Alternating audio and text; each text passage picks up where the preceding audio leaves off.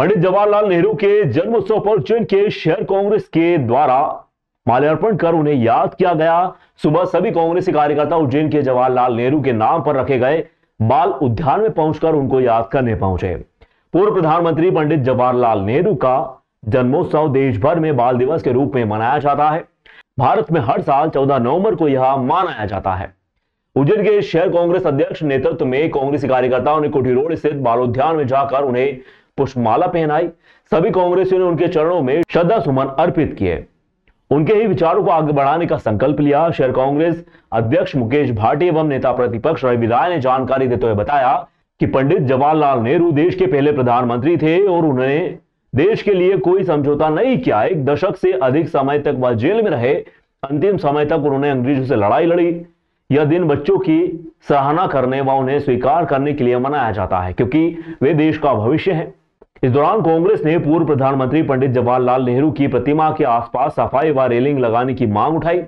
बच्चों के प्रति अपने स्नेह के लिए जाने जाने वाले पंडित जवाहरलाल नेहरू का मानना था कि बच्चे ही देश की असली संपत्ति हैं। चाचा नेहरू ने कहा था कि बच्चे एक बगीचे में कलियां की तरह होते हैं।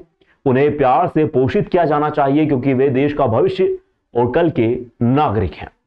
भारत के प्रथम प्रधानमंत्री पंडित जवाहरलाल नेहरू की जन्म जयंती है।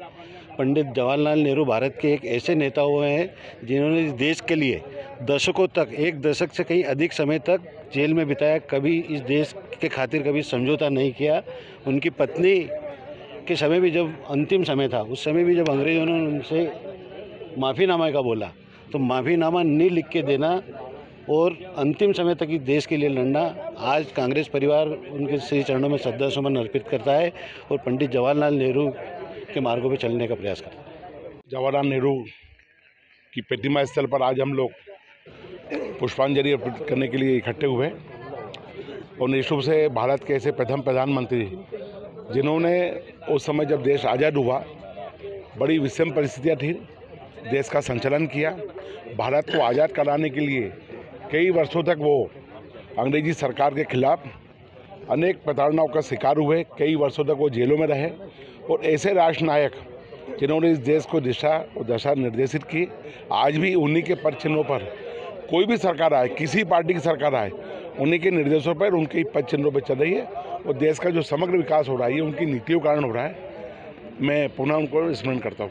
नगर निगम उज्जैन को यहाँ पर रेलिंग की व्यवस्था करना चाहिए, क्योंकि नगर पालिका निगम ऐसे राष्ट्र विभूतियों को ना तो समय पे वो यहाँ पे व्यवस्था कर पाती है, ना ही प्रकाश व्यवस्था कर पाती है, ना सफाई व्यवस्था कर पाती है।